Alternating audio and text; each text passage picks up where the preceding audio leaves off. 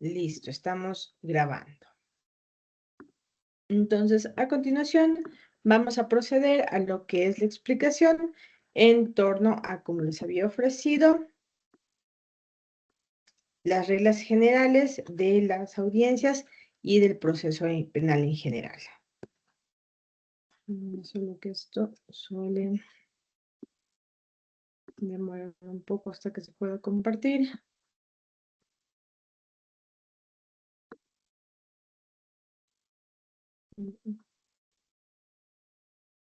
Ya, listo.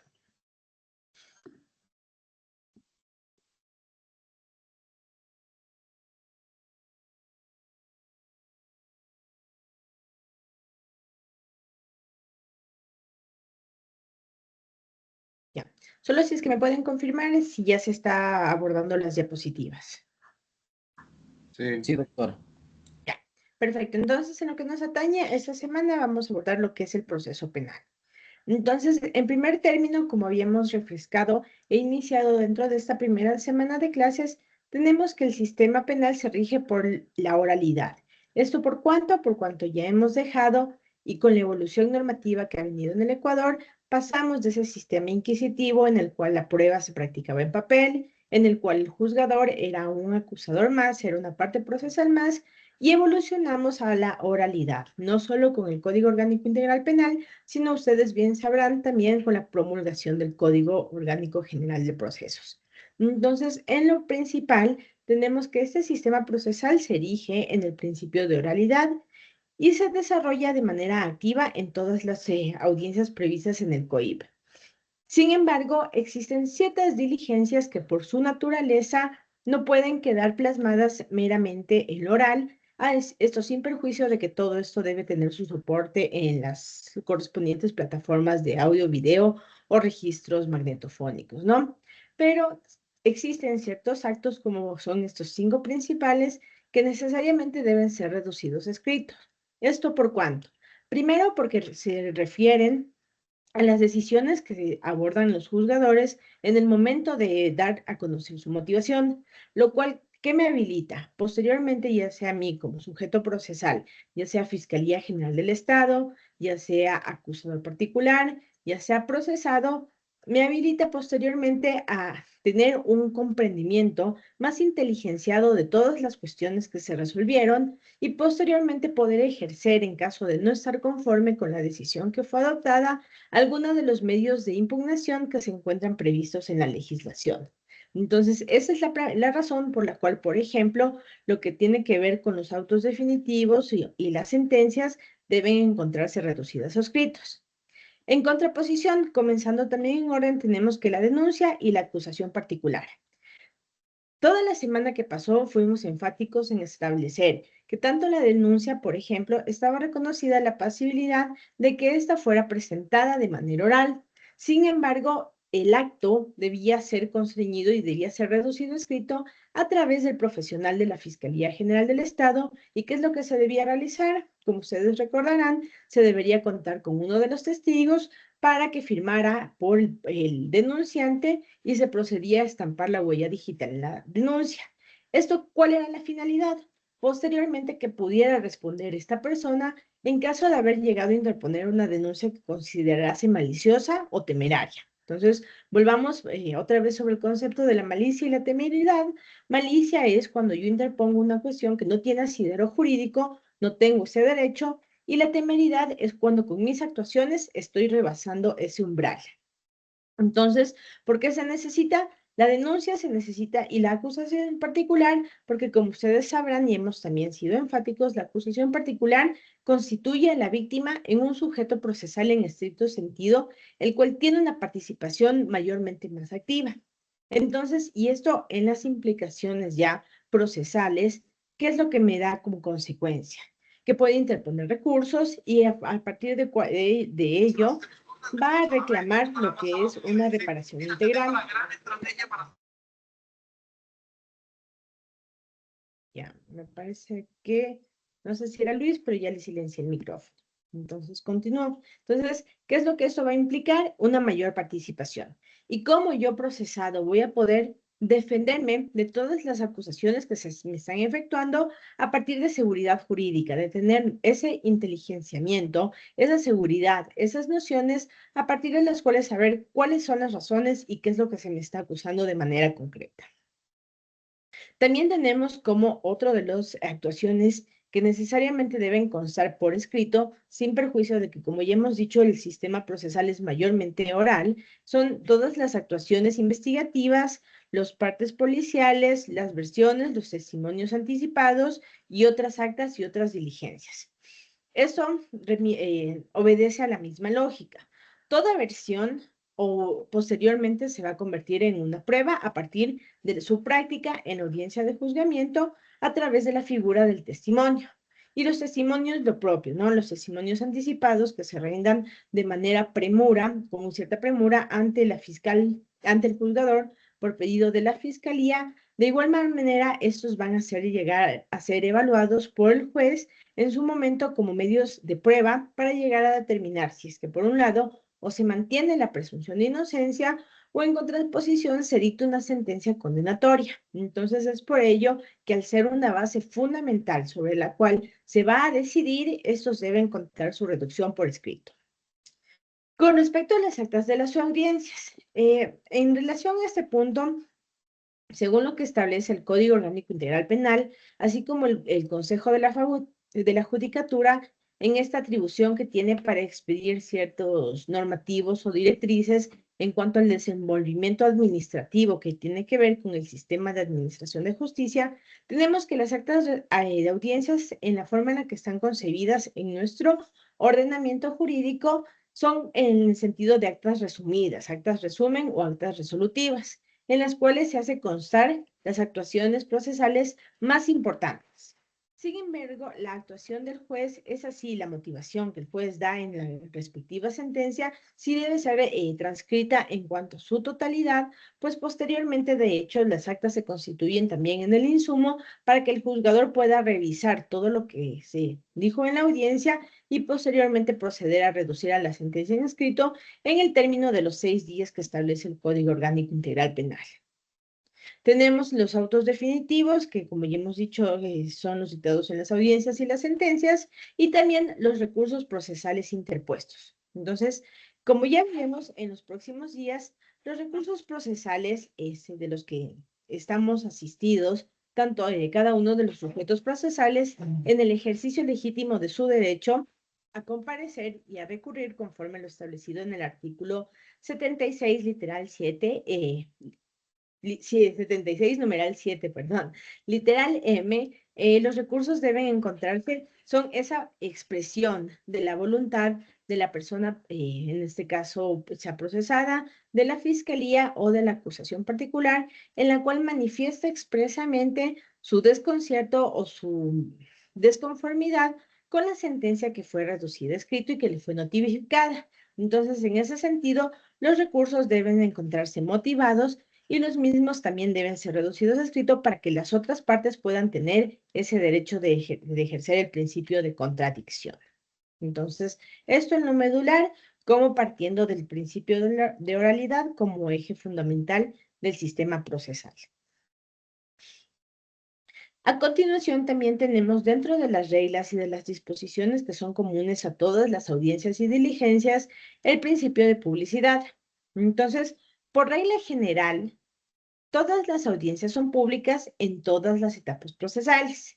Sin embargo, existen ciertas salvedades, como ya hemos estudiado, y en las cuales se determina la reserva de este tipo de diligencias. Entonces, en nuestra legislación tenemos básicamente lo que son dos grandes grupos. Tenemos todas aquellas que versen sobre delitos contra la integridad sexual y reproductiva, violencia contra la mujer y miembros del núcleo familiar, y contra la estructura del Estado constitucional. Como ustedes podrán ver en la parte especial, que no sé si es que les van a dar, pero si es que no pueden realizar.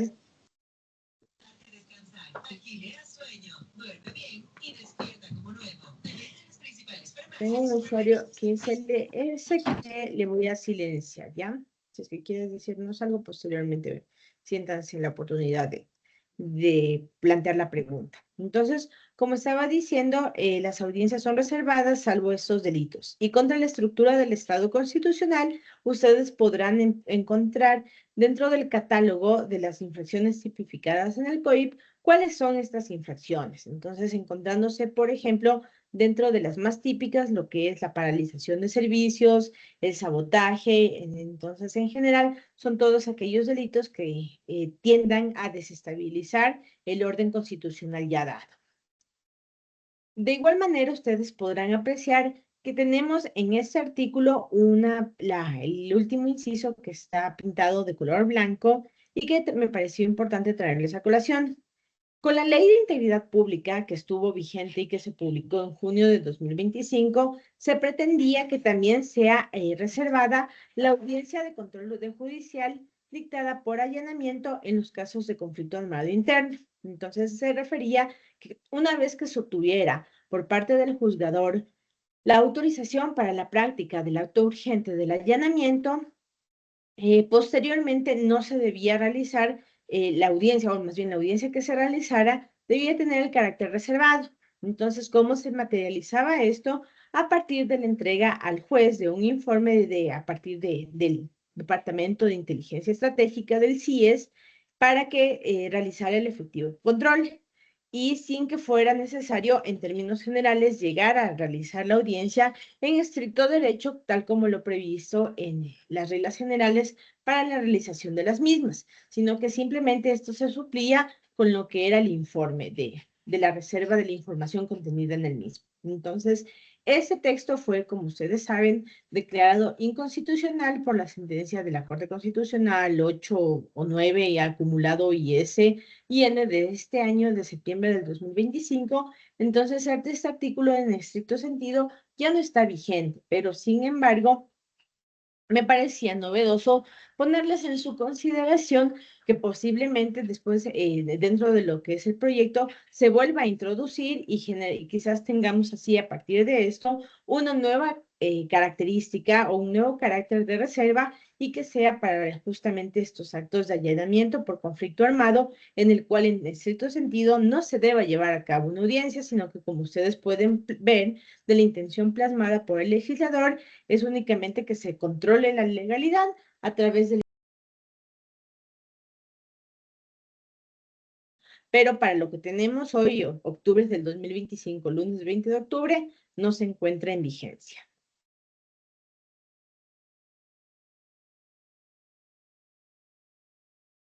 Siguiendo con la dinámica, tenemos que el Código Orgánico Integral Penal, en el artículo 563, establece una serie de reglas que se deben respetar en todas las audiencias.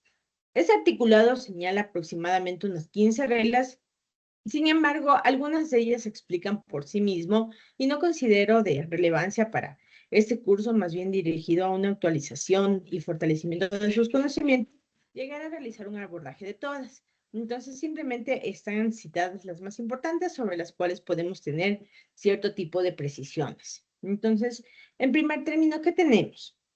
Que las audiencias son públicas con las excepciones establecidas en este código. ¿Cuáles son las excepciones? Acabamos de ver en el artículo anterior, que son, repitamos un poco, que son las que tengan que ver con delitos contra la integridad sexual, violencia contra miembros del núcleo familiar y aquellas que atenten contra la estructura del Estado constitucional.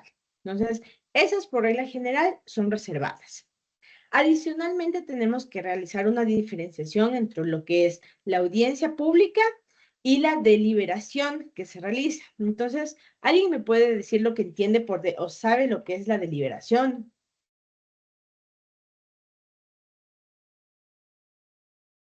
En cuanto ya se toma la sentencia o la decisión final. Exactamente. Muchas gracias, Iván. Entonces, ¿qué es la Perdón, doctor. deliberación? ¿Sí? En ciertas audiencias, a veces el juez o el tribunal hace un receso en la audiencia justamente para tomar una decisión, para deliberar, para analizar el caso y motivar. Exactamente, Marco. Entonces, es importante tener en cuenta porque existen personas o existen, por ejemplo, conceptos en los cuales se tergiversa y se llega a querer establecer que bajo la publicidad de la audiencia todas las actuaciones deben ser públicas. Sin embargo, como ustedes bien lo han dicho, la deliberación se constriñe en el acto a partir del cual los tres juzgadores o el juzgador, dependiendo de la naturaleza de la audiencia, realiza ese ejercicio intelectivo, se toma un receso, suspende la diligencia, entonces es a través del cual realiza este ejercicio, para el cual en el cual posteriormente va a fundar su motivación. Si me esperan un segundito que estoy recibiendo una llamada urgente, les juro que si no fuera de mi mamá no les pediría este abuso, pero 2 minutitos y vuelvo. Mil disculpas.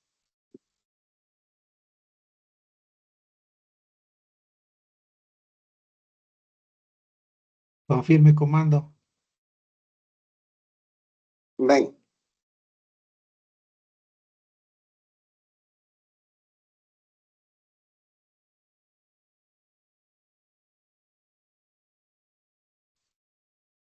Y ahora sí, mil disculpas, que veces no importa lo que dicen, no sé si les pasa a ustedes, pero dicen que no importa los años que tenga uno, la mamá es sagrada y es ley para las partes y constituye jurisprudencia de triple reiteración y vinculante en todos los casos.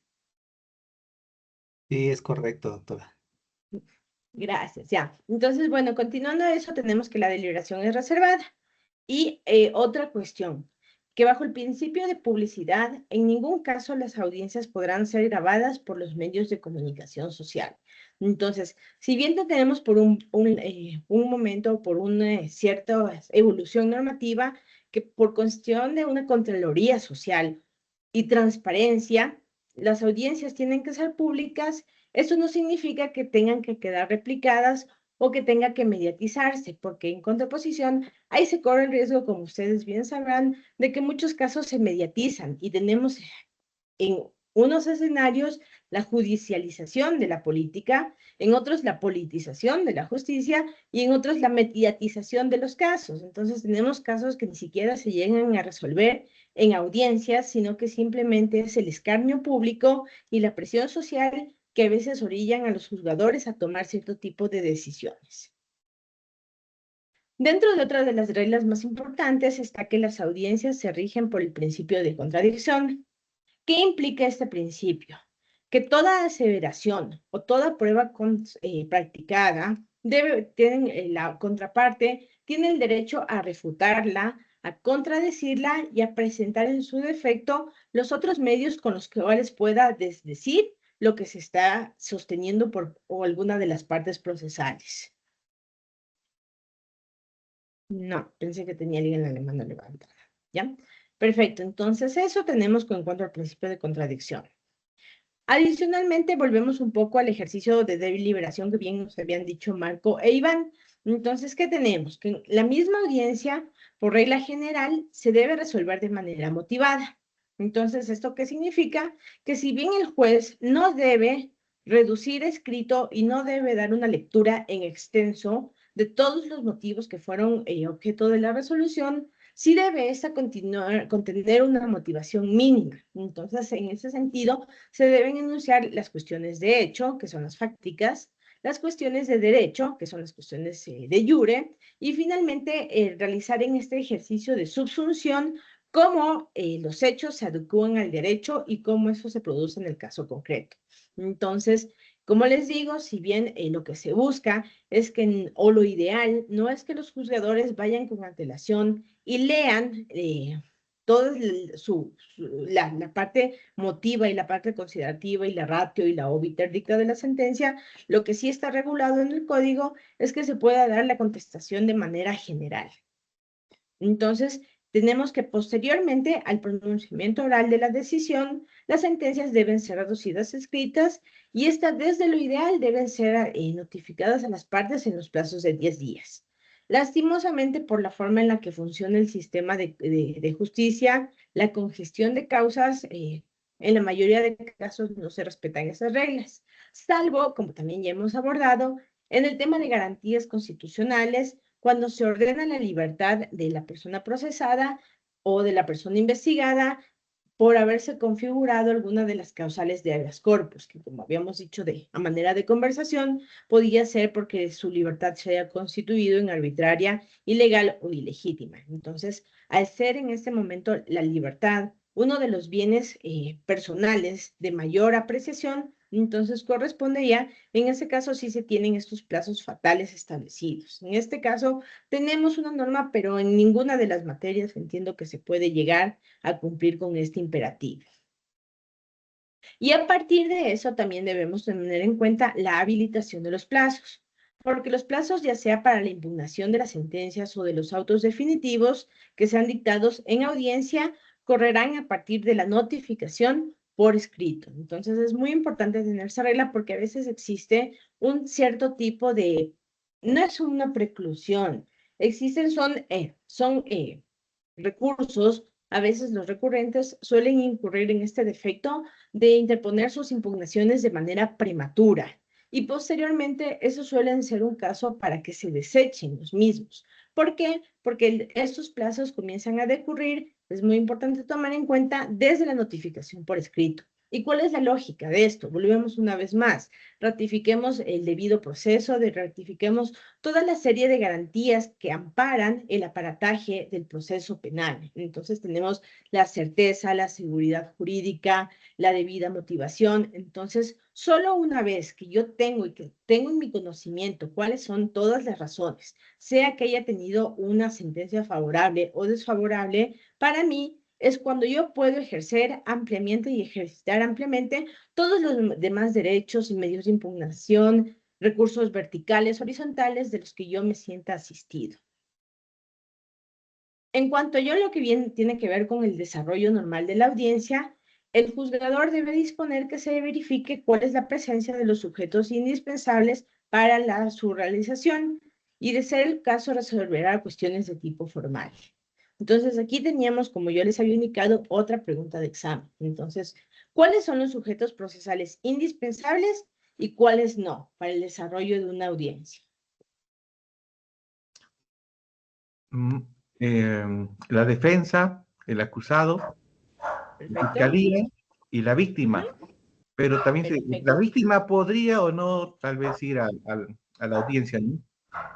Exactamente, la víctima siempre va a ser un sujeto indispensable, pero cuando se constituye en acusador particular es un sujeto procesal más, pero siempre va a ser indispensable. De ahí no estamos renegando, no estamos volviendo a estos sistemas anteriores acusatorios, cuando la víctima estaba desechada o estaba considerada que jugaba un papel del ostracismo, que no se le tomaba en consideración. Entonces aquí se le toma en consideración, pero cuando no presenta una acusación particular, no comparece, primero partamos de que pues, por cuestiones prácticas no le notifican las providencias, entonces no puede enterarse cuándo van a hacer la realización de las audiencias de juicio, las audiencias de apelación, no se le toma en cuenta. Entonces, cuando se le llega a tomar en cuenta, como habíamos reiterado, es en esta parte final, en caso de determinarse autorías y responsabilidades para efectos de su reparación integral. Posteriormente, indicamos que una vez que el juzgador dispone, se procede a conceder la palabra. El juzgador puede, en ejercicio de esta discrecionalidad jurisdiccional, moderar, la tarea debe estar dirigida al respeto, a la igualdad de armas, puede moderar el uso de las intervenciones, establecer tiempos para cada una de las actuaciones de los distintos sujetos procesales conforme su organización. Entonces, en ese sentido, debe controlar la disciplina, puede en ciertos casos limitar el ingreso del público, ya sea por la capacidad o por la seguridad de la sala, en los mal llamados, como ya hemos dicho, casos mediáticos, y de acuerdo con la naturaleza del proceso y también siempre precautelando el derecho de igualdad de las partes. También tenemos que se contará siempre con la presencia del juzgador, de los defensores públicos y de la fiscal. ¿Esto cómo se llama? Como ya habíamos estudiado, no es otra cosa que el principio de inmediación. Es esa cercanía del juez con cada una de las partes para resolver más allá del papel, más allá de los hechos que puedan llegarle a contar, es esa cercanía, es esa para luego llegar a alcanzar esa certeza absoluta. Entonces, también hemos indicado que los sujetos procesales dentro del de curso normal de la audiencia tienen el derecho a intervenir, ya sea por sí mismo o a través de sus defensores públicos o privados. Y que en el caso de las personas jurídicas, como ya hemos dicho que era una innovación con este código a partir del 2018, que pueden ser constituidas tanto como víctimas como procesados, podrán acudir el representante legal y a su vez este podrá emitir algún tipo de procuración judicial para que comparezca lo que es su abogado.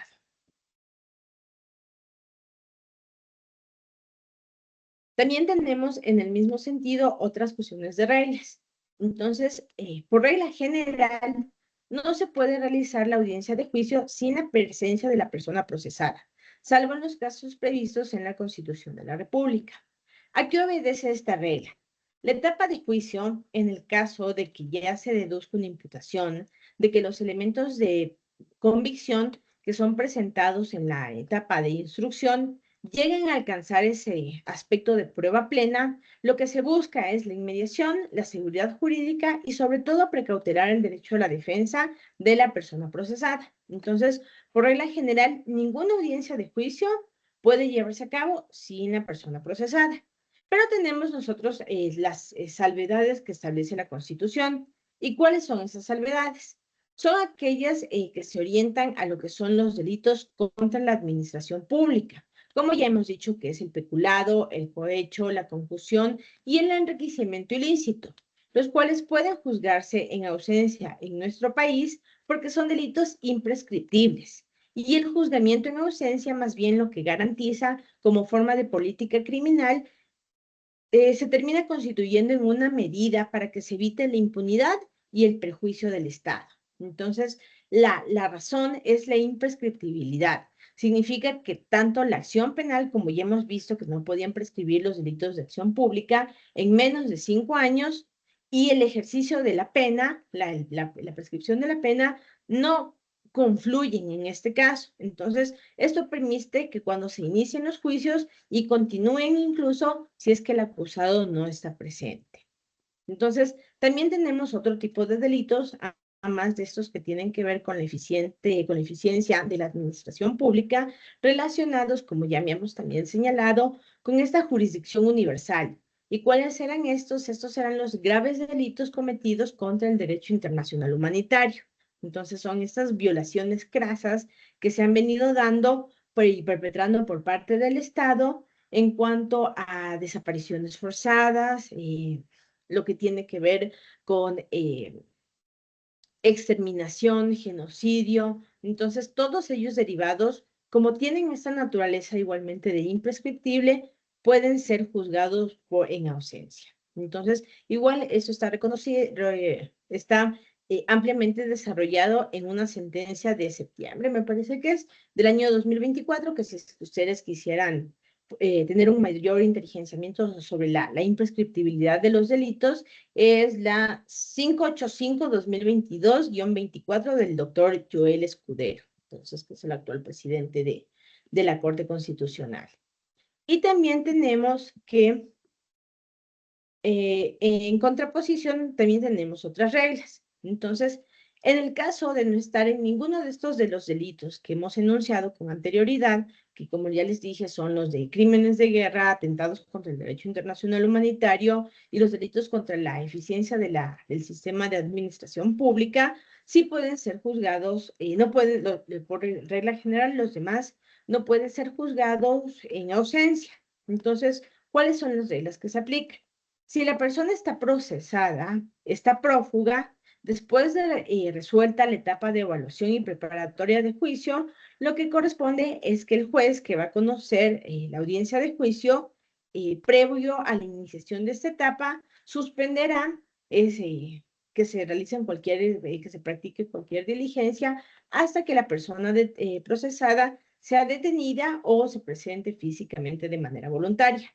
Entonces, es decir, para ejemplificar, en un delito de robo, tenemos en primer término que alguien pone la denuncia. Entonces, con la denuncia se realiza una investigación fiscal.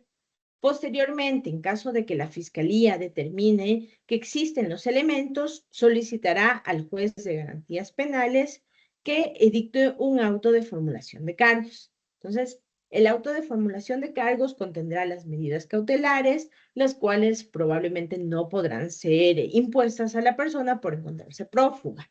Posteriormente, el proceso avanzará hasta la audiencia de evaluación y preparatoria de juicio.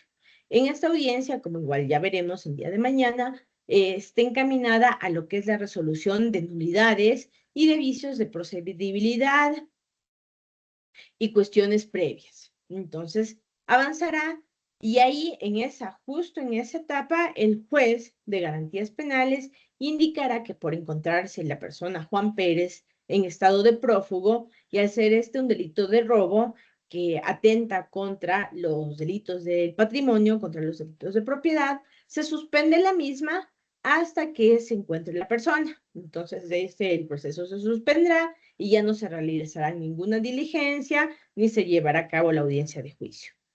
También tenemos la fórmula qué sucede si es que son varias personas procesadas. Entonces, lo que corresponde por la lógica y por la regla es que se suspende el inicio de las que se encuentren prófugas y se continuará respecto de las segundas que puedan afrontar su condena.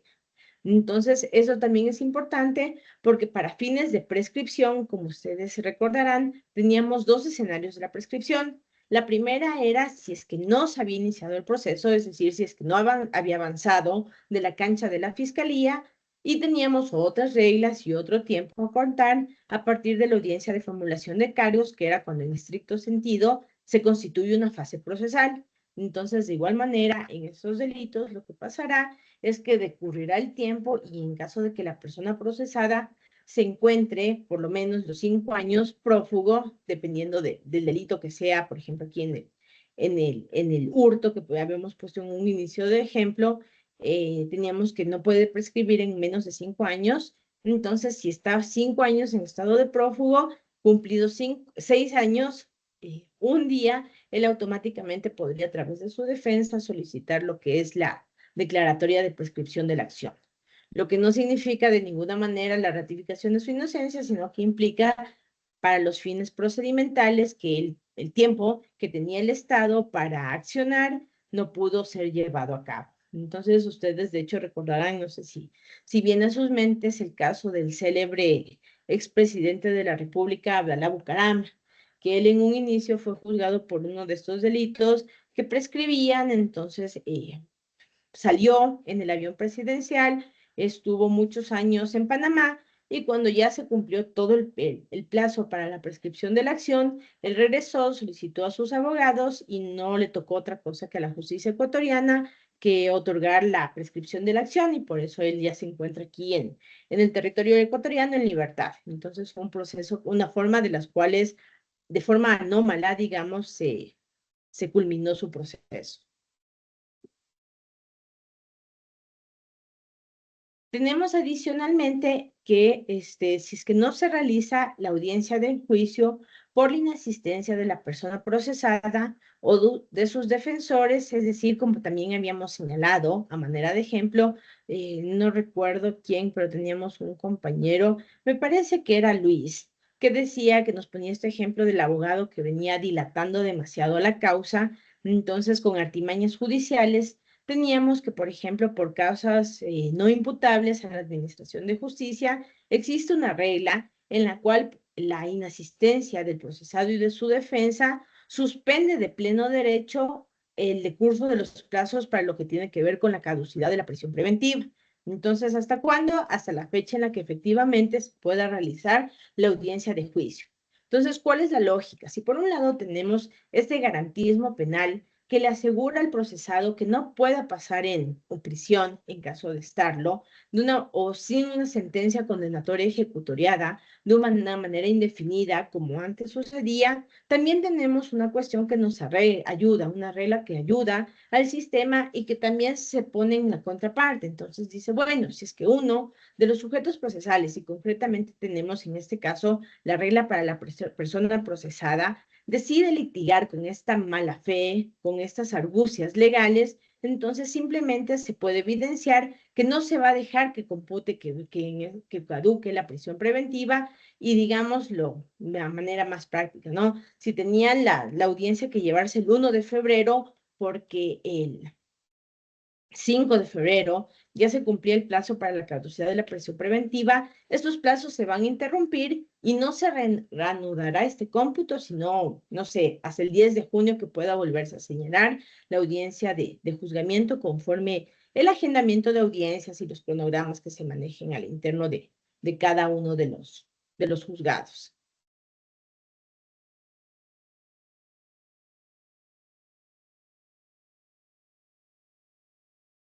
Tenemos ahora con respecto a las audiencias telemáticas. Esto, de hecho, como igual ustedes sabrán, es un boom tanto para las audiencias como para otros medios, como por ejemplo las clases, ¿no? La virtualidad cobró bastante sentido a partir de lo que fue el COVID 2019 y como en algún momento se dijo, la virtualidad llegó para cambiar, para quedarse. Entonces, lo que corresponde ahora es tratar de regular de la forma más completa esos ciertos canales para que se proceda con un correcto desarrollo de las mismas. Entonces, ¿qué es lo que establece el artículo 565?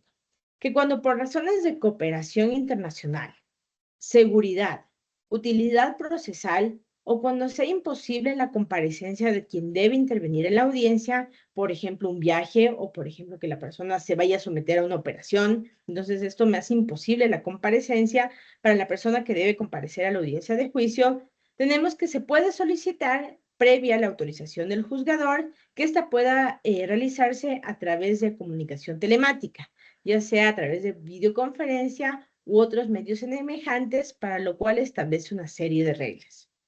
Entonces tenemos que, en primer punto, que el dispositivo de comunicación de audio-video debe permitir siempre que el juzgador observa y tenga esa comunicación oral y simultánea. Volvemos a los principios bases: oralidad, concentración e inmediación, con la persona procesada, con la víctima, con la defensor público o privado y con el fiscal. ¿Qué tenemos de nuevo? Entonces, en este artículo nos sirve a manera de recordar los tres principios fundamentales, que es la inmediación, que es la concentración, que es la oralidad, y con quiénes, con los 4 sujetos indispensables para que se lleve a cabo esa diligencia.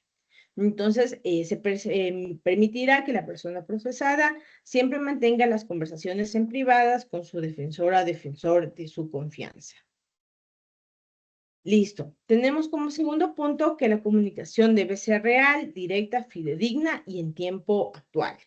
Tanto la imagen como el sonido entre quienes se presentan a través de los medios y los juzgadores, las partes procesales y los asistentes a las audiencias, ¿no? No va a dejar de escapar en nuestra realidad lo que ha sucedido recientemente en el Parlamento, en el cual igual, utilizando estas argucias, se plasmó la fotografía de una legisladora pretendiendo así garantizar su asistencia, ¿no? Entonces, ¿qué es lo que se implica? A partir de esta regla se le impone tanto al juzgador, se les advierte a los sujetos procesales y también se le da esta carga al secretario de poder contrastar y de que pueda en todo momento estar pendiente para garantizar todos los principios que hemos indicado. Entonces, en contraposición, también tenemos que el juez tiene que adoptar las medidas indispensables para garantizar el derecho a la defensa, la contradicción. Que las audiencias telemáticas pueden ser presenciadas por el público en casos en los que exista la medida de restricción de la publicidad, que básicamente hemos dicho que son nuestros 3 delitos. Reitero que es integridad sexual, contra violencia contra la mujer, miembros del núcleo familiar y contra la estructura del Estado constitucional. Y a partir de ello tenemos una directriz que actualizó el protocolo de realización de audiencias telemáticas, que fue en la última actualización, la última versión que es de octubre del 2024. Muchos de ustedes, yo estoy segura que serán litigantes, entonces no está por demás tener ciertos conocimientos palmarios acerca de cómo están establecidas y cómo deben operar estas audiencias telemáticas. Entonces, ¿desde dónde partimos? Partimos desde la Ley Orgánica para la Transformación Digital, que en su artículo 21 marcó un precedente y que impuso la obligación a todos los órganos de la función judicial, a todos los órganos de la justicia electoral, a la Corte Constitucional y también a todos los órganos de carácter colegiado. Por eso ustedes podrán ver, por ejemplo, que las sesiones de los GATS son públicas y son transmitidas en tiempo real. Entonces, a partir de la promulgación de esta ley, lo que se propuso fue tener o llegar a operativizar de una manera más reglada y más vinculante el ejercicio de la transparencia. Entonces, esto como yo les he indicado, es una especie de ejercicio de contraloría social. Entonces, o de justicia abierta. Entonces, ¿cómo las personas pueden involucrarse activamente? Más allá de las redes sociales o más allá del autoconocimiento que se tenga, son tres pilares de la justicia abierta, que es la participación, la transparencia y la colaboración. Entonces, con la transparencia, yo posteriormente garantizo una participación activa y que más profesionales de un lado o se puedan formar en ámbitos profesionales y puedan ir aprendiendo desde las bases, o en contraposición, la colaboración, esto es que gremios internacionales, nacionales, organizaciones no gubernamentales, viendo toda la forma en la que se desarrolla el aparataje estatal, no solo en las audiencias, pueda colaborar activamente en la construcción de lo que es esto de las puertas abiertas, ¿no? Dentro de la directriz que les acabo de señalar que emite el Consejo de la Judicatura, me pareció importante señalar dos cuestiones. Entonces, la primera es que en el caso de que una audiencia haya sido transmitida vía YouTube, lo que corresponde es que se debe ejecutar los pasos relacionados para la eliminación del video transmitido. Entonces, ¿para qué? Para que no quede un registro permanente de la audiencia y más bien lo que se propugna es que se visibilice únicamente la transmisión. Entonces, en el caso de que una audiencia se esté transmitiendo en tiempo real, lo que procede es con juzgadores, ustedes futuros jueces, procede a realizar es la solicitud para la eliminación fija, guardando eso sí el almacenamiento a partir del CD, el disco extraíble, la unidad de flash memory que deberá reposar dentro del proceso para posteriormente en caso de que sí existan algún medio de impugnación. Y también otra de las disposiciones que me llama la atención es que las cuentas oficiales de YouTube del Consejo de la Judicatura son utilizadas como herramientas, son como medios de transmisión válidos si así los decide el juzgador. Sin embargo, esas tienen que ser las cuentas institucionales, porque también cuando vino este boom de la tecnología, pasó que también tuvimos el boom de los jueces digitales. Entonces, jueces que a partir de sus cuentas personales de TikTok, sus cuentas personales de Instagram, iniciaban los lives y transmitían toda esta audiencia. Entonces, generalmente esto no está mal, se entendería que la intención de ellos en principio es legítima, que es tener ese acercamiento con la comunidad jurídica y decir, vengan, conozcan mi decisión y censuren en el caso de que ustedes no estén de acuerdo, de una primera fuente. Pero no dejemos de dejar de tomar en consideración que, como igual ya habíamos dicho, la función judicial tiene un principio de inescindibilidad y tiene un espíritu y tiene un cierto tipo de reglas que deben estar normadas justamente para que luego esto no se presente a susceptibilidades o cuestiones que puedan presentar algún tipo de cuestionamiento.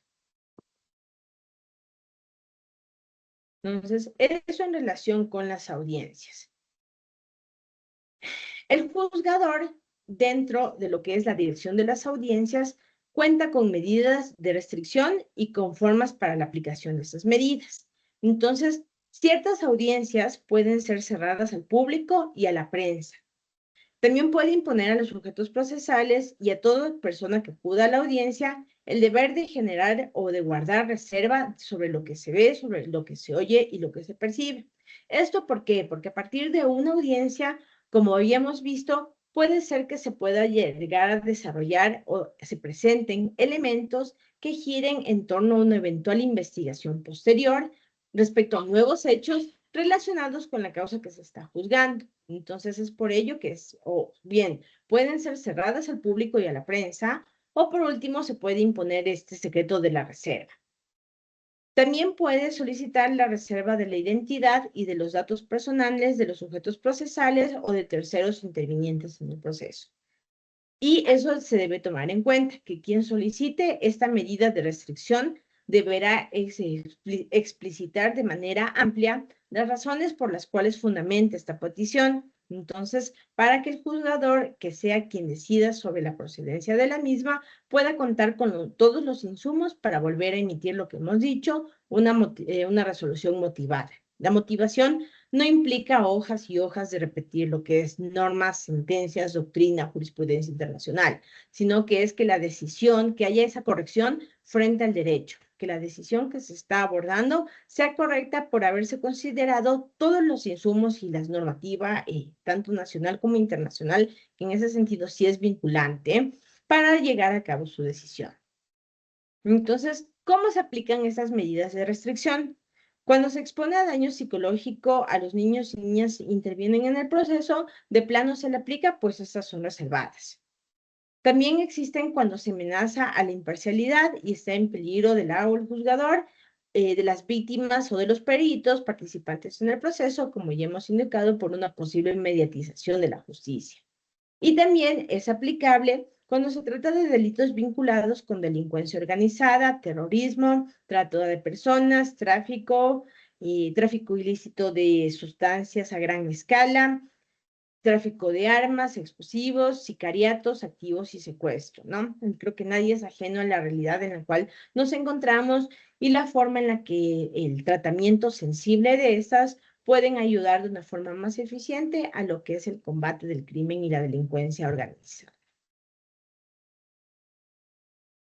Finalmente, para ir culminando con lo que es esta primera hora de las disposiciones generales, tenemos que para el trámite de todos los procesos penales y la práctica de los actos son hábiles todos los días y las horas, excepto en lo que se refiere a la interposición y fundamentación de los recursos, para lo cual, como cuando ya vayamos viendo la naturaleza de cada uno de ellos, se presentan plazos fatales en los cuales deben ser cumplidos y lo que tenemos es que estos deben ser presentados en las horas hábiles ante las judicaturas, ya sea por la ventanilla física, por la ventanilla virtual. De hecho, entiendo que ahora el Consejo de la Judicatura facilitó con la ventanilla virtual que corre el término hasta las 11:59 del día hábil en el cual tiene que presentarse. Pero para la fecha en la cual fue promulgado el código teníamos que solo era hábil los días y las horas correspondientes a la jornada laboral de la función judicial, que era de las 8 a las 5. Pero esto se refiere netamente a lo que es la interposición y la fundamentación de los recursos. Entonces, también tenemos que las audiencias se llevarán a cabo en el horario establecido por el Consejo de la Judicatura.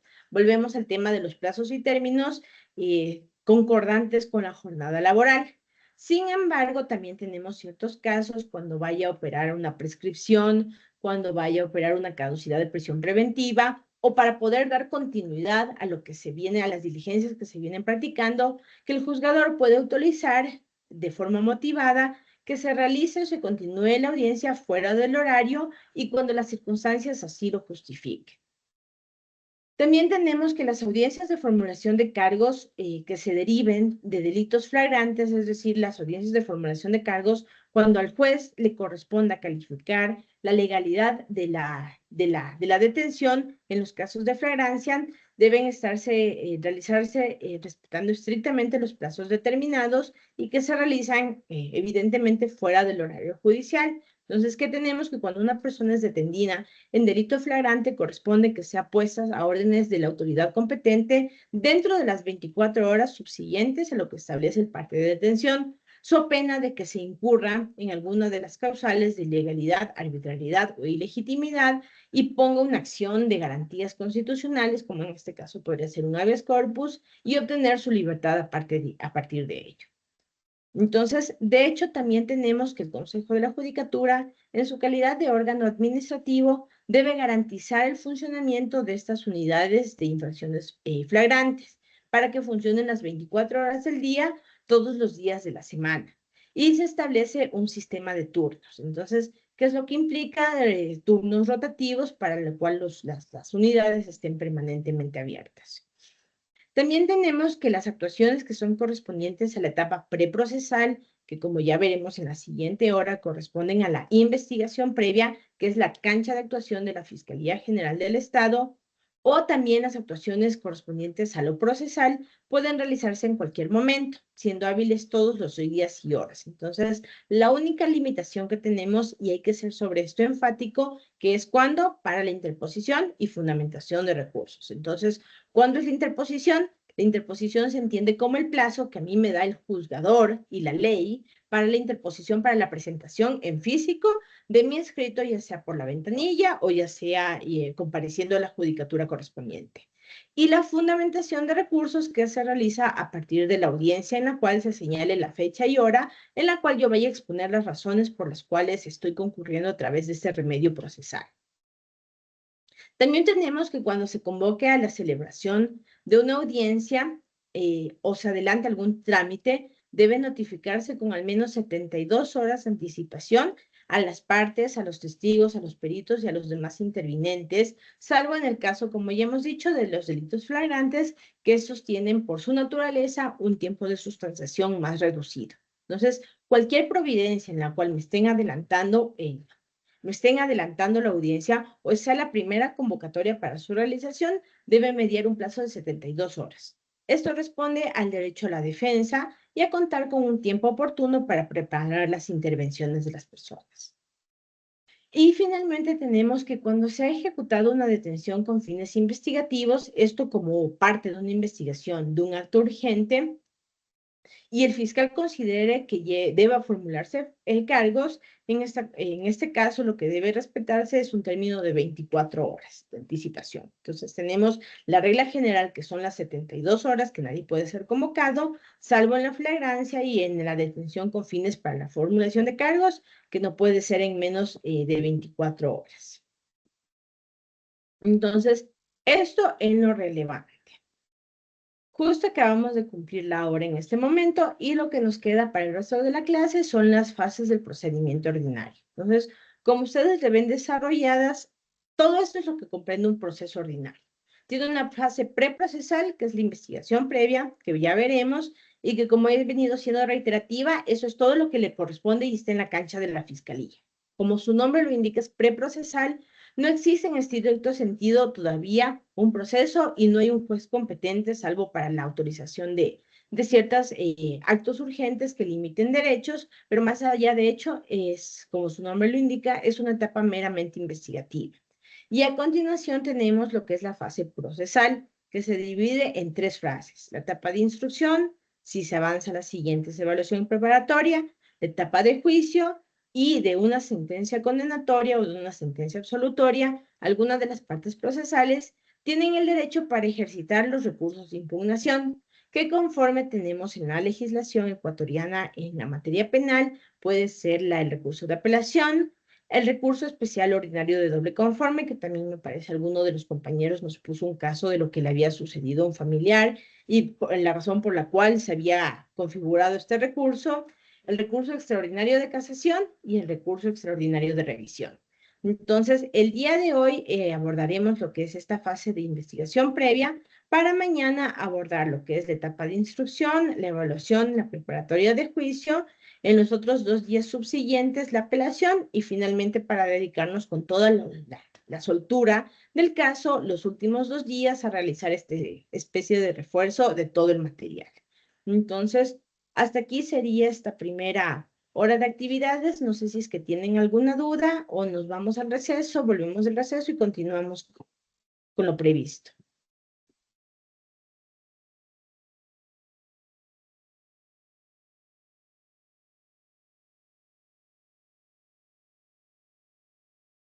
Bueno, entonces nos vemos 8:20 para que puedan estirar las piernas, se toman un café y volvemos ya a lo que son las cuestiones más prácticas y las etapas del juicio ordinario. Entonces nos vemos 8:20, chicos. Gracias, doctor. Gracias, doctor.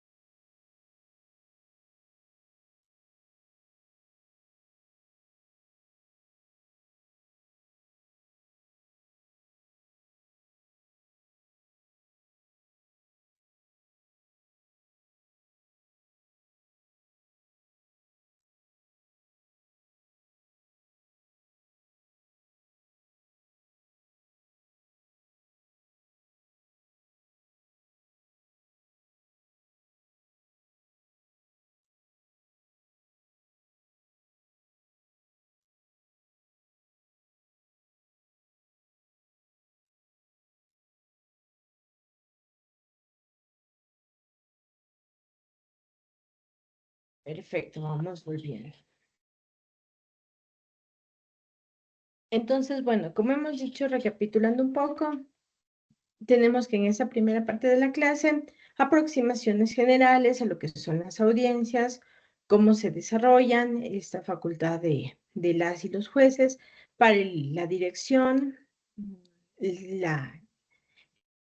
la reiteración que se hace a partir de la normativa de lo que es el principio de oralidad, del principio de inmediación y de un poco el desarrollo normativo en cuanto a la publicidad de las audiencias y a la necesidad de estas de su carácter telemático bajo ciertos caracteres reglados. Entonces, si es que alguien tiene alguna pregunta en este momento, si no, podemos continuar con lo que ya son estrictamente el procedimiento penal en los casos en los casos ordinarios.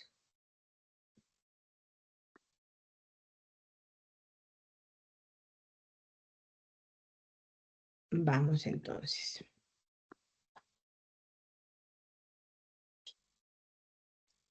Como ya les había indicado, tradicionalmente podemos dividir al procedimiento ordinario en estas dos fases, una fase preprocesal y una fase procesal. Entonces, lo que nos corresponde en ese mismo momento es el abordaje de esta fase preprocesal que refiere a la investigación previa.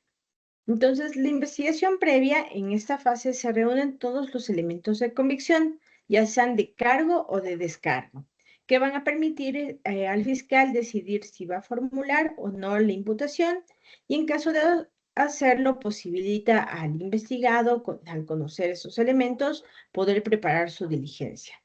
En ese sentido, todas las diligencias investigativas que sean practicadas por el fiscal tendrán la finalidad de determinar, en primer término, si es que la conducta investigada es delictuosa. Luego, las circunstancias o móviles para la perpetración de la infracción, la identidad del autor o el partícipe y asimismo la identidad de la víctima, la existencia del daño causado relacionado con una eventual reparación integral o a su vez en ejercicio de este principio de objetividad que también habíamos destacado bastante, que desde el ideal la tarea de la fiscalía tiene que ver tanto ya sea para reunir los elementos de cargo como de descargo, ¿no? Entonces, eso es, en primer término, la finalidad y lo cual las actuaciones que se desarrollan a partir de esta primera fase. Entonces, tenemos que en primer término, lo que le corresponde al fiscal es identificar a las personas que puedan esclarecer los hechos para escuchar su versión sin juramento. Entonces, para lo cual, dentro del expediente fiscal, el cual recordemos es atribución únicamente de la fiscalía, en esta primera fase preprocesal, la pelota de juego y en la cancha están todas las actuaciones, son para la fiscalía. Entonces, debe identificar a todas las personas que potencialmente se puedan constituir o erigir como testigos para que en un primer término rindan su versión sin juramento. Entonces, en caso de determinar un domicilio o un lugar de trabajo para efectos de notificaciones, realizará todo lo que es la comunicación a través de estos medios. Y tenemos que, en esta regla dice que en el incumplimiento en la segunda notificación, para lo cual se exige a la persona que vaya a rendir su versión, se ordenará la comparecencia de la tercera vez con la fuerza pública. Al concluir la versión, le advertirá a cada una de las personas que han comparecido la obligación que tienen de comparecer y testificar en la audiencia de juicio, porque es en la audiencia de juicio cuando un testimonio, cuando una versión inicial, que es un elemento de convicción, se constituirá posteriormente en un medio de prueba y se introducirá dentro del mundo del derecho. Entonces, es la obligación que tienen. En primer término, de comparecer a testificar, así como también de esa obligación que tiene de comunicar sobre cualquier eventual cambio de domicilio o de su lugar de trabajo para efectos de su localización y notificación.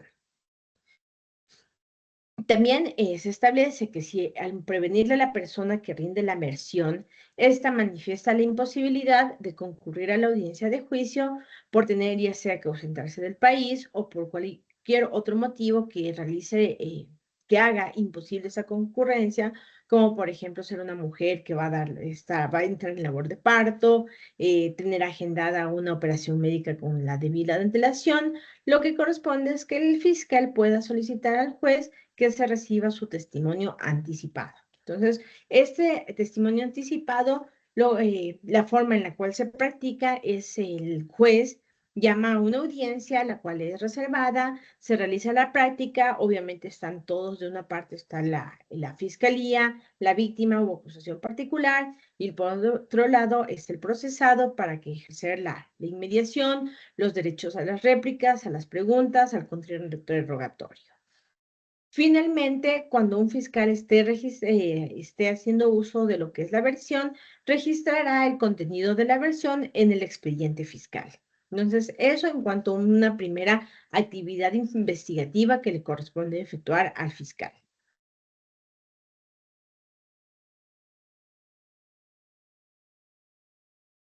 Tenemos también la duración de la investigación.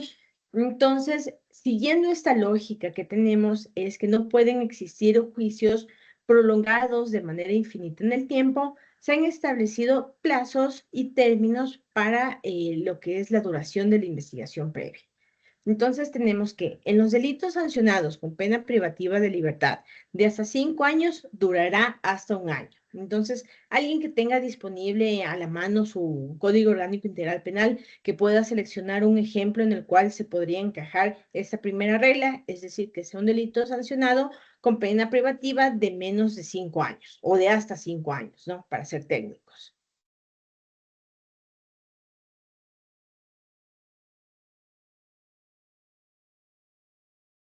Es más, creo que José, que era el que nos ayudaba con su código, no ha venido estos días.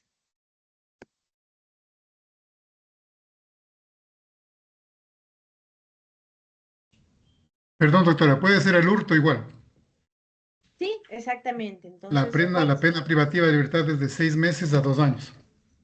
exactamente. Entonces, en un caso en el cual nos encontremos frente a una investigación por el delito de hurto, sabemos que desde la fecha de su inicio, es decir, a partir desde el cual el fiscal emita esa primera foja, esa primera providencia útil tendiente a lograr este ejercicio investigativo, no puede durar hasta más de 1 año. Entonces, significa que la fiscalía tendrá 1 año para, en caso de estimar procedente, solicitar al juez la formulación de cargos. Perfecto, muchas gracias, Marco. Entonces, tenemos la siguiente regla, que es en los delitos sancionados con pena privativa de la libertad de más de 5 años, durará hasta 2 años. Entonces, de igual manera, o sea, para un ejercicio, ustedes pueden abrir cualquier artículo de la parte sustantiva del Código Orgánico Integral Penal y ver si es que la pena en abstracto, es decir, del desde hasta, dura más de los 5 años. Entonces sabemos que la investigación previa, es decir, esa investigación que realiza la Fiscalía General del Estado, no puede durar de hasta más de 2 años. Entonces, ¿cuáles son esos delitos que pueden encajar? Podría ser un asesinato, un tráfico ilícito de sustancias catalogadas a gran escala, etc., ¿no? Delitos un poco más grandes en cuanto a la escala punitiva. Y tenemos como una tercera regla que en los casos de desaparición de las personas no se podrá concluir la investigación hasta que la persona aparezca o se cuente con los elementos necesarios para infundar la imputación por el delito correspondiente. Y a partir de esta fecha es en la cual se comenzarán los plazos para la prescripción y también para la duración de la investigación.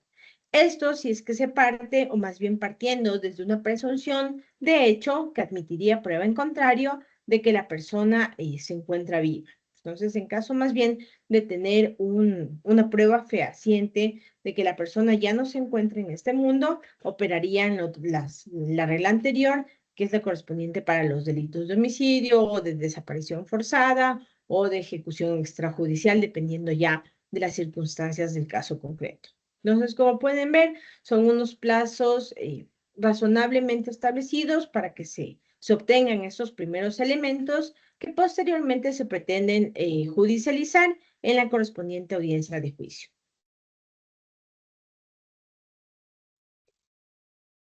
¿Qué tenemos adicionalmente? que si es que cumplidos esos plazos, los señalados, el fiscal no cuente con los elementos necesarios para formular cargos, en el plazo de 10 días debe solicitar al juzgador el archivo del caso. Eso sin perjuicio de que se podría solicitar su reapertura cuando aparezcan nuevos elementos, siempre que no esté prescrita la acción. Entonces tenemos que tanto la duración de la investigación como la figura de la prescripción se encuentran íntimamente desarrolladas en lo que respecta a la posibilidad para la apertura de estos, ¿no? Entonces tenemos que excedidos los plazos señalados para la investigación y en cuanto no se hayan obtenido los elementos suficientes para la formulación de cargos, procede que el fiscal solicite el archivo de la investigación. Ya. También tenemos que procede el archivo en el caso de que el hecho investigado no constituya delito. Y finalmente, esta procedencia se da en el caso de que exista algún obstáculo legal o insubsanable para el inicio del proceso.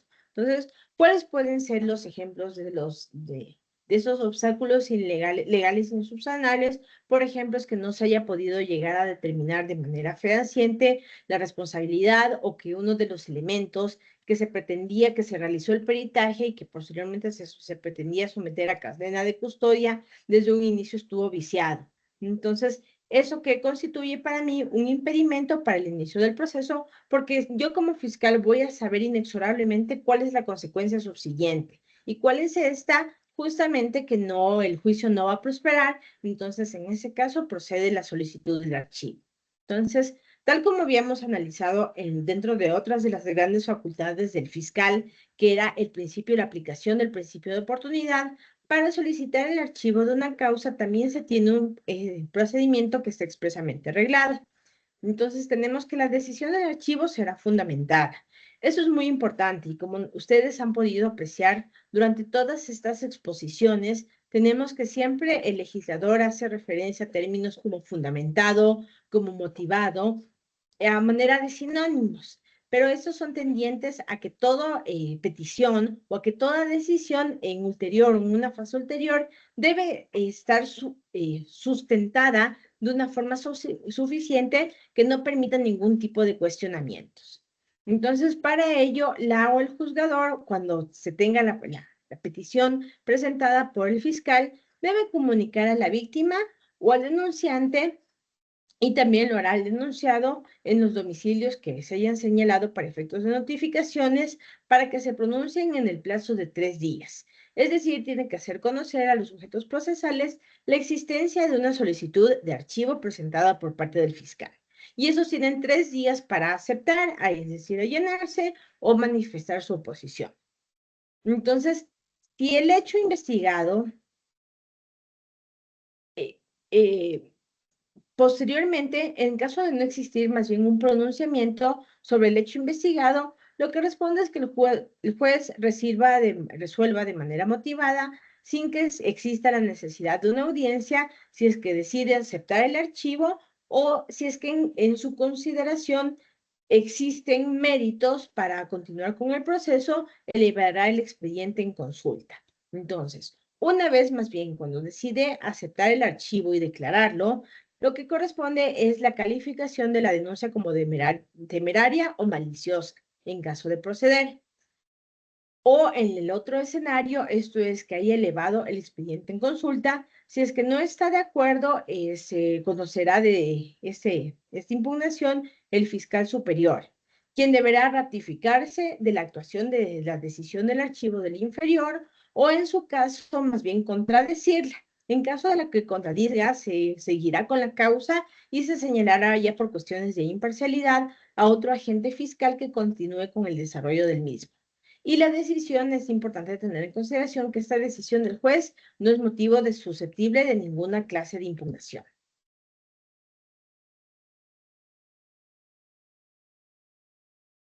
Ya. Finalmente tenemos que... Ya. Finalmente tenemos que, en esta etapa quiero ser enfática, que en esta etapa de la investigación previa también procede lo que es las actuaciones o las diligencias o los actos urgentes que habíamos señalado en un principio. Entonces, en ese sentido, corresponde señalar cuáles son los más urgentes o cuáles son los más reiterativos que suceden y que son los que se practican en el sistema de nuestra legislación ecuatoriana. Entonces, para ello, espérenme un segundito, voy a dejar de compartir para que podamos seguir abordándolos más bien desde la lectura de los artículos.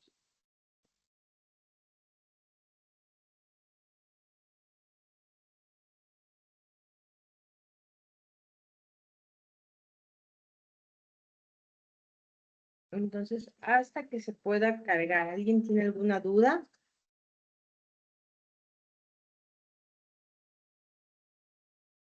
Yo quería preguntar algo, mi estimada doctora. Por favor.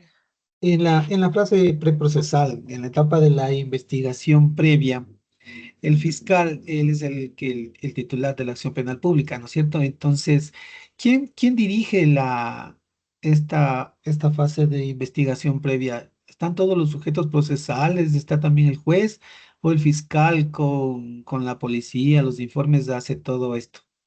Ya. Entonces, sí, tanto el fiscal en la fase de investigación previa como en la fase procesal, siempre va a ser la fiscalía quien ejerce el ejercicio de la titularidad de la acción penal pública. Entonces, pero en esta fase preprocesal no se tiene la actuación de los jueces, salvo los casos, como ya veremos, de los actos urgentes cuando se requiere la autorización judicial. Pero de ahí el que encabeza el proceso, el cual se encarga de, por ejemplo, los impulsos fiscales, solicitar la práctica de peritajes, de toma de versiones. En sí, quien constituye o construye el expediente fiscal es el fiscal, será el fiscal respectivo asignado de cada causa. Entonces, ¿y quiénes son los sujetos intervinientes? Entonces, tal como habíamos dicho, el proceso penal puede iniciar ya sea por una denuncia, por una sentencia en la cual se manda a investigar actos que a partir de la declaración de responsabilidad de otras personas hicieron surgir la existencia de presumibles indicios o por cualquier otro medio de los autorizados. Entonces, tenemos en primer término la interposición de una denuncia. Entonces, con esta denuncia, el fiscal del caso lo que le corresponde es aperturar el expediente fiscal, el cuadernillo, como ellos le llaman, cuadernillo fiscal, a partir del cual tomará las versiones, como hemos visto en las diapositivas anteriores, que corresponde es a tratar de recabar todos los indicios de las personas en un principio que pudieron tener conocimiento de la infracción o directamente de la persona inculpada, de la persona que se pretende remitir o establecer su responsabilidad, ya sea como autor o como partícipe. Entonces, en primer término es eso. Entonces, la fiscalía en esta fase preprocesal es la dueña, sin perjuicio de que como las actuaciones o en el inicio en el cual se presenta una denuncia y se decide aperturar una investigación fiscal, esto se le comenta a la persona denunciada. ¿Para qué? Para que en primer término señale un defensor, ya sea un defensor privado de su confianza, o indique sobre la imposibilidad de tener un defensor público que pueda, para que asignarle un defensor público para que pueda garantizarle una defensa técnica, ¿no? Entonces tenemos eso en una primera instancia. Posteriormente, dependiendo también de la naturaleza de cada uno de los delitos, se irán aperturando y practicando diferentes diligencias, como pueden ser allanamientos, pueden ser las detenciones con fines de formulación de cargos, detenciones que se realicen a las personas con fines investigativos, se pueden practicar peritajes y esto, ¿cómo lo hace la Fiscalía? Soportada a través de, ahí contesto la siguiente pregunta, que era soportada a través de lo que antes se denominaba Policía Judicial y ahora tiene un nombre bastante largo que es el Sistema Especializado de Ciencias Forenses, Medicina Legal y demás agentes competentes en materia de tránsito, ¿no? Pero no deja de ser más allá del nombre y de los sesgos que se le ha dado para que sean mucho más complejas las ramas. Entonces serán estos, por ejemplo, en el caso de defraudaciones tributarias o de falsificación de cheques, ¿no? Se existirán peritos formados en caligrafías, en el tema de saber el papel, peritos contables. Entonces, es la Fiscalía apoyada de todo este personal que existe en este sistema especializado quien realizará cada una de las investigaciones. No sé si con eso queda contestada tu pregunta. Sí, sí, muchas gracias, mi estimada doctora. Ya, ahora, a continuación, lo que nos corresponde es establecer dentro de los actos urgentes, como ya hemos dicho, ¿qué es un acto urgente? Es una actuación en la cual el fiscal del caso solicita al juez en esta etapa preprocesal, porque hemos dicho que el juez no interviene, ¿verdad? Entonces, también hemos sido enfáticos en señalar que la fase de investigación previa le corresponde exclusivamente a la fiscalía. Pero, ¿qué es lo que sucede? Existen cierto tipo de actos que puede solicitar el fiscal al juzgador de turno, en este caso, porque para toda limitación del ejercicio de derechos, libertades y garantías, ustedes más que yo lo sabrán, se necesita inexorablemente una autorización judicial. Entonces, esta autorización judicial debe ser conferida y concedida a partir de una autoridad competente. Entonces, es ahí donde entra el juzgador. Pero el juzgador no va a entrar a valorar, por ejemplo, la pertinencia, no va a entrar a valorar la conveniencia. Más allá de eso, lo único que él tiene que limitarse es que en el momento en el cual la fiscalía presente la solicitud de acto urgente, la misma se encuentre fundamentada, es decir, que se señale qué es lo que se pretende hacer, cómo lo va a ejecutar, contra quién se va a ejecutar y qué elemento es el que se espera tener. Entonces, en ese sentido, el juez, con esta información, procederá a autorizar que se efectúen en el caso, dependiendo de cada una de las peticiones que realice la fiscalía, lo que es la práctica de estos actos urgentes. Entonces, de aquí vamos a señalar cuáles son, porque como ustedes verán en el código, tenemos una amplia variedad de los actos que pueden realizarse y que más bien vamos para efectos de esta materia, a señalar cuáles deberían ser los más relevantes. Entonces, tenemos aquí. Dentro del artículo, sección primera, actuaciones especiales de investigación. Entonces, Marco, me parece que tenías el código. Por favor, ¿podrías ayudarnos con la lectura del 475? Una pregunta, disculpe que Claro. me interrumpa. Tal vez está presentando pantalla de alguna cosa. No, dejamos de presentar pantalla porque culminábamos la parte general de la la se habían señalado las finalidades de la investigación, se habían señalado un poco cuál es el procedimiento para la toma de versiones dentro de la fiscalía, y aquí lo que corresponde ya era como para un ejercicio más preciso. También indicamos cómo procede el archivo en el caso, los términos y los plazos que se deben establecer, y ahora la intención era que a través de esta lectura y un ejercicio más participativo, señalar cuáles son los medios más importantes de los actos urgentes que pueden practicarse según nuestra legislación ecuatoriana. Entonces, por eso les había solicitado, en primer término, Marco, que me acuerdo que pudo acceder a su COIP y pudo darnos el ejemplo del delito de hurto para el establecimiento de la duración en los delitos menores a 5 años. Entonces, para proceder a la lectura son 3, 4 artículos que considero indispensables para saber cuáles son los actos urgentes medulares. Perfecto, doctora. Actuaciones especiales de investigación, artículo 475, retención de correspondencia. La retención, apertura y examen de la correspondencia y otros documentos se realizarán por las siguientes disposiciones. 1. La correspondencia física, electrónica o cualquier otro tipo en forma de comunicación es inviolable, salvo los casos expresamente autorizados en la Constitución y en este Código. 2. La o el juzgador podrá autorizar a la o al fiscal, previa solicitud motivada, el retener, abrir y examinar la correspondencia cuando haya suficiente evidencia para presumir que la misma tiene alguna información útil para la investigación. 3. Para proceder a la apertura y examen de correspondencia y otros documentos que puedan tener relación con los hechos, circunstancias de la infracción y sus participantes. Se notificará previamente al interesado con su concurrencia o no. Se leerá la correspondencia o el documento en forma reservada, informando del particular a la víctima y al procesado o su defensor público o privado. A falta de los sujetos procesales, la diligencia se hará ante 2 testigos. Todos los intervinientes jurarán guardar reserva. 4. Si la correspondencia u otro documento están relacionados con la infracción que se investiga, se los agregará al expediente fiscal después de rubricarlos. Caso contrario, si los volverá al lugar donde se tomaron o al interesado. 5. Si se trata de escritura o clave en otro idioma, inmediatamente se ordenará el desciframiento por peritos o criptografía y su traducción. Es el artículo 475, doctora.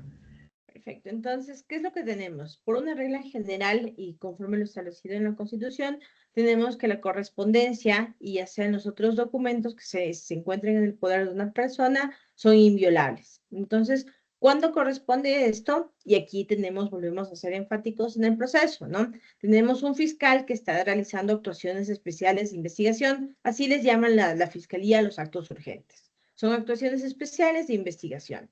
Entonces, el fiscal solicita al juez. Entonces, ¿y cuál es el énfasis? Previo a solicitud motivada. Entonces, ¿cuál es el objeto de una retención de la correspondencia?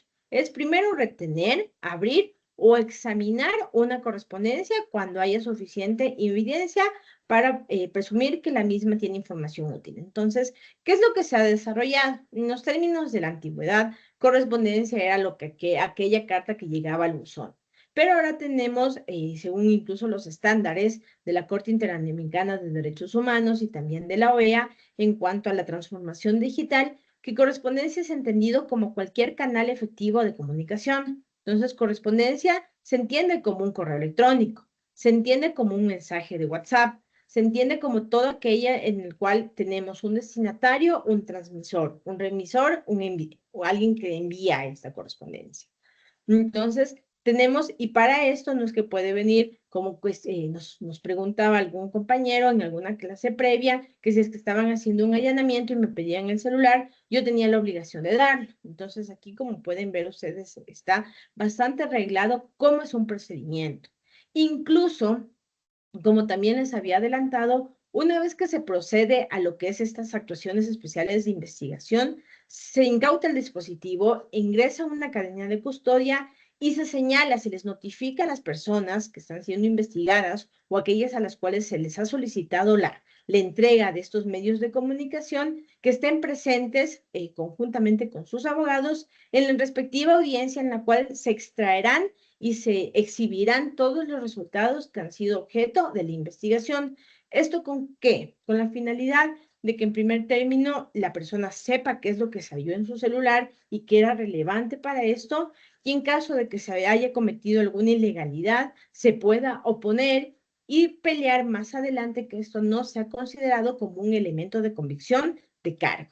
Entonces, eso tenemos en primer término, que es como que con la retención de la correspondencia. Adicionalmente, tenemos el artículo de abajo, nos sale el 476 de lo que son las interceptación de comunicaciones o datos informáticos. Nayeli, no sé si es que estás con tu código y nos podrías colaborar con la lectura de ese artículo también.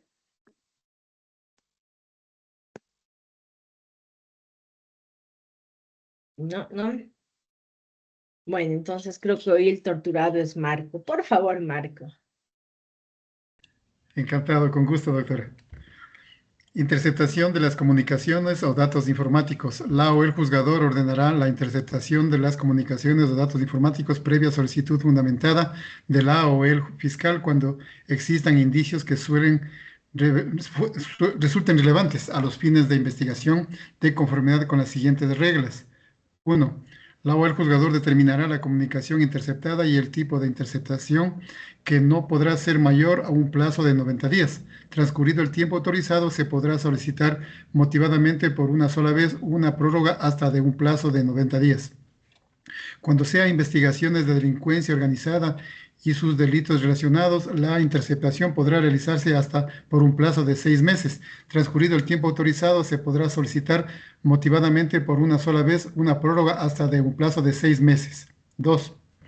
La información relacionada con la infracción que se obtenga de las comunicaciones que se intercepten durante la investigación serán utilizadas en el proceso para el cual se les autoriza y con la obligación de guardar secreto de los asuntos ajenos al hecho que motive su examen. 3. Cuando en el transcurso de una interceptación se conozca del cometimiento de otra infracción, se comunicará inmediatamente al fiscal para el inicio de la investigación correspondiente en el caso de delitos flagrantes. Se procederá conforme con lo establecido en este código. 4.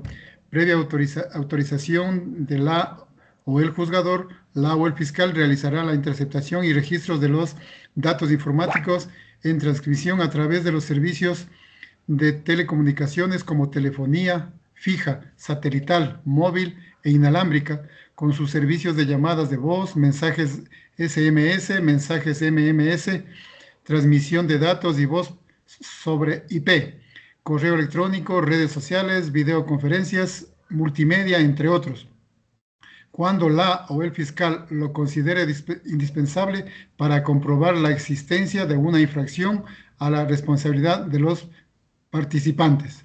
5. Está prohibida la interceptación de cualquier comunicación protegida por el derecho a preservar el secreto profesional y religioso. Las actuaciones procesales que violenten esta garantía carecen de eficacia probatoria, sin perjuicio de las respectivas sanciones. 6. Al proceso solo se introducirá de manera textual la transcripción de aquellas conversaciones o partes de ellas que se estimen útiles y relevantes para los fines de investigación. No obstante, la persona procesada podrá solicitar la audición de todas sus grabaciones cuando lo considere apropiado para su defensa. 7. El personal de las prestadoras de servicios de telecomunicaciones, así como las personas encargadas de interceptar, grabar, transcribir las comunicaciones o datos informáticos, tendrán la obligación de guardar reservas sobre su contenido, salvo cuando se les llame a declarar en juicio. 8. El medio de almacenamiento de la información obtenida durante la interceptación deberá ser conservado por la o el fiscal en el centro de acopio especializado para el efecto hasta que sea presentado en el juicio. 9. Quedan prohibidas la interceptación, grabación, transcripción de comunicaciones que vulneren los derechos de los niños, niñas y adolescentes, especialmente en aquellos casos que generen la revictimización e infracciones de violencia contra la mujer o miembros del núcleo familiar, sexual, física, psicológica y otros. Hasta ahí, doctora. Sí, perfecto. Muchas gracias, Marco. Entonces, como aquí podemos ver, esos serían los dos artículos medulares de lo que suele ser en la práctica los actos urgentes más comunes en cuanto tiene que ver con el aseguramiento de datos y la preservación de cierta información informática. Entonces, más adelante también tenemos lo que es la búsqueda, el registro, el secuestro de todos los datos informáticos, cómo se incautan los componentes relativos a los sistemas físicos, los dispositivos de lectura, los dispositivos USB, cómo se realiza este procedimiento a partir de realizar lo que es una copia íntegra de los datos para el almacenamiento autónomo y todas las acciones que permiten realizarse dentro de los datos informáticos o relación con los mismos. Y también más adelante se encuentran dentro de los otros, en la sección segunda, lo que son los registros y el allanamiento. Entonces, ¿qué es lo que se entiende en los registros? Los registros de las personas no es otra cosa que lo que la jerga común se suele denominar como el cacheo, que es cuando unas personas, o sea, miembros de las fuerzas policiales, se acercan y están buscando o están realizando registros de personas o de objetos que van a proceder a incautar y que eso siempre y cuando se encuentren relacionados con el cometimiento de una infracción. Entonces, esto se comete sobre las personas, sobre las viviendas o sobre otros lugares. Siempre, como hemos dicho, se requiere la autorización judicial en favor en el cual se determine el rango de actuación del juzgador. Sin embargo, también en lo que refiere a los registros, existe una regla, que es que el consentimiento libremente otorgado por la persona que sea requerida para registrar un espacio determinado, ya sea una vivienda, un automóvil, permite a la fuerza pública que realice el registro y la incautación de los elementos y que luego esto es tomado como un elemento para la cooperación eficaz. Entonces, también tenemos dentro de las prohibiciones que los juzgadores y los servidores de la fuerza pública, sin que medie una orden judicial, pueden realizar esta actividad como carácter preventivo o investigativo, pero como orientadas a los controles de identidad y el registro superficial de personas. Y para ello se lo debe tener lo que es la observancia y se está propendiendo a partir de las políticas públicas instauradas, que es el juzgamiento con transversalidad de género. Entonces, es decir, que se observe que las mujeres deben ser registradas por mujeres y lo propio con los varones. En el caso de que la fuerza pública, en el momento del registro, encuentre armas blancas, lo que procede es la incautación de las mismas y que simplemente corresponderá los efectos cortopunzantes como cuchillos, navajas, puñales, manoplas, todos esos que puedan ser utilizadas como armas de carácter defensivo o que puedan lesionar la vida de las personas, serán, como ya indicamos, incautadas y salvo que alguno de las personas pueda evidenciar de manera comprobable que las utilicen en actividades laborales o de comercio en espacios, o sea, relacionados directamente con el ejercicio de su profesión.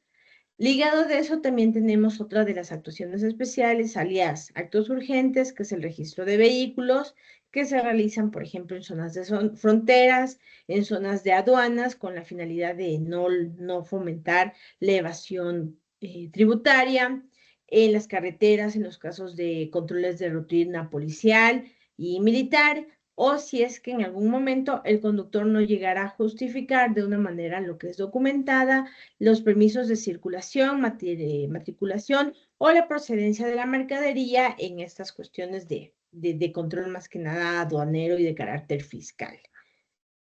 Y finalmente teníamos lo que era el allanamiento. Entonces, a partir del artículo 480 hasta el 482, si es que no estoy mal, y esto lo saco a colación porque alguno de los compañeros tenía esa preocupación concreta acerca de cómo debía realizarse un allanamiento, si existía un protocolo, qué es lo que podían llevarse de una vivienda, cómo se procedía al levantamiento. Entonces, tenemos en las reglas generales, recalcar un poco que se necesita una petición fundamentada por parte del fiscal. En contraposición, se necesita la autorización por ser una limitación de un derecho, que se cuente con la autorización del juez competente, que se cuente con esta orden de allanamiento, que conste por escrito, que señale los motivos del registro, todas las diligencias que se van a practicar, como hemos dicho, la diligencia o la ubicación concreta del lugar, esto incluso para determinar, como era la pregunta, si es que se llega a realizar en una zona con varias oficinas, cuál va a ser la oficina concreta, objeto del allanamiento y la fecha de la expedición. Entonces, también teníamos este cuestionamiento y que está habilitado en nuestra legislación, que eran esos casos de urgencia en los cuales el fiscal solicite verbalmente o por cualquier medio que estimara conveniente, dejando constancia de las razones que determinen el allanamiento. Pero más allá de la petición que realice el fiscal actuando, digamos, en este ejercicio de celeridad, siempre debe existir la autorización de esa orden de allanamiento para que se realice cualquier operativo. Entonces, estaban, en términos generales, lo que podemos decir es que un allanamiento, el fin es que se trate de detener a una persona contra la cual se ha dictado una orden de detención con fines de investigación o una prisión preventiva o cuando ya tenemos una sentencia condenatoria ejecutoriada. Entonces, reafirmando un poquito el concepto con sentencia condenatoria ejecutoriada, es decir, cuando ya adquiere ese carácter de firme, cuando ya no cabe ningún medio ni ordinario ni extraordinario de impugnación y ya tenemos la cosa juzgada. También se procede o es pertinente realizar un allanamiento cuando la policía esté en una persecución ininterrumpida producida en delito flagrante, que puede ser hasta 48 horas desde la fecha en la cual se está cometiendo el delito. Cuando se trate de impedir una consumación de una infracción que se esté realizando para socorrer víctimas, esto es el ejemplo claro, cuando se llame al 911 y los agentes de la fuerza pública concurran a los domicilios, obviamente es una excepcionalidad, no se va a requerir la orden, pero siempre y cuando llegando a justificar que se está impidiendo la consumación de otra infracción, es decir, algún caso de violencia, algún caso de femicidio, para socorrer a las víctimas.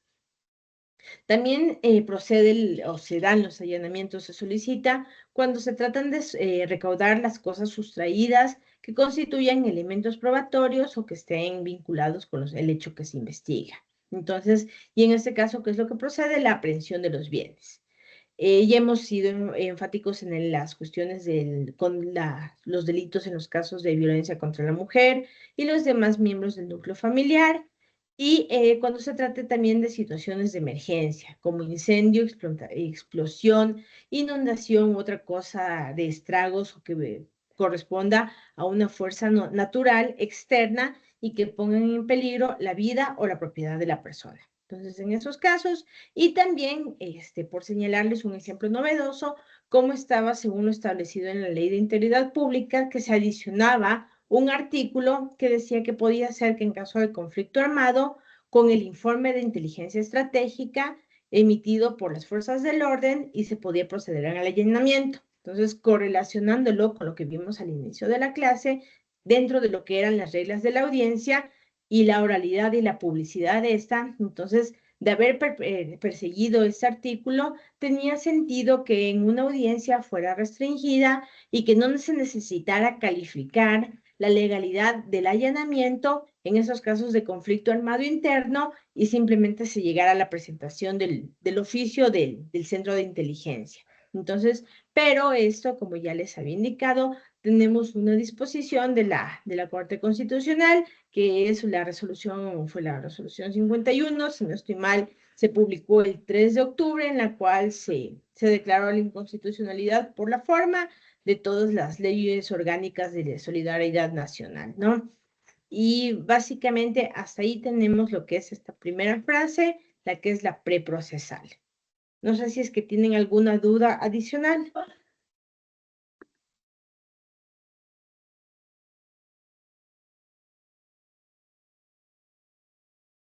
De no ser así, lo que nos corresponde es el día de mañana, ahí abordaríamos todo lo que es la fase procesal, ¿no? Todas las 3 etapas que están establecidas, que es la etapa de la primera es la etapa de la instrucción, evaluación y preparatoria de juicio, y etapa de juicio hasta tener la primera sentencia condenatoria. Entonces, como veo que no tenemos más dudas, igual como les he indicado, por favor sigan revisando el material, sigan leyendo el código. Si tienen alguna duda, la compartimos al inicio de la clase. Y si no, también esperemos los 2 últimos días que tenemos asignados al curso para poder contestar todas las dudas. Entonces, de mi parte, eso sería todo. Muchas gracias por su asistencia y les deseo una buena noche en lo que queda. Muchas gracias, doctora. Gracias, doctora. Buenas noches. Gracias, doctora. Buenas noches. Gracias, doctora. Una buena noche.